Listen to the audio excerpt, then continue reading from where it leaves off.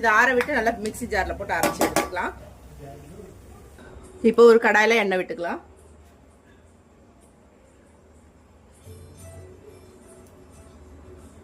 கொஞ்சம் நல்லா தாராளமாக விடலாம் எண்ணெய்.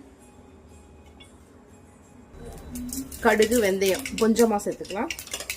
அது கூட வெங்காயம்,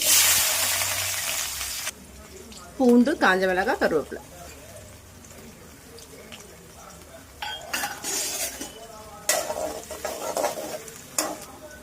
பூண்டு நல்லா வதங்கினதும் தக்காளி, அது கூட உப்பையும் சேர்த்தலாம்.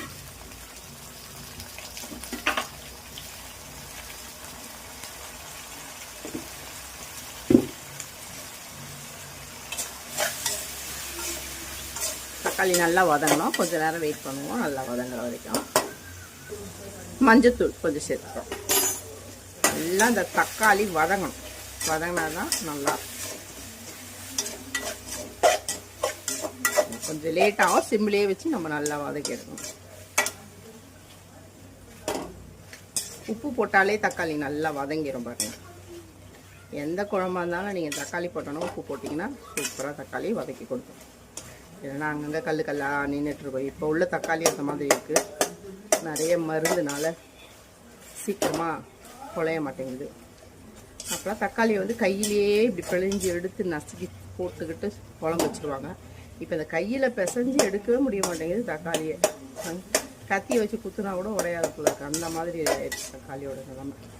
இதெல்லாம் வந்து அழகாக 2 தக்காளி எடுத்தோமா நல்லா போட்டு கரைச்சி தக்காளி சட்னி வச்சுருக்கோம். இந்த மாதிரி கட் பண்ணிட்டுலாம் இருக்க மாட்டாங்க. நல்லா கரைச்சிட்டோம்னா சூப்பராக இருக்கும்.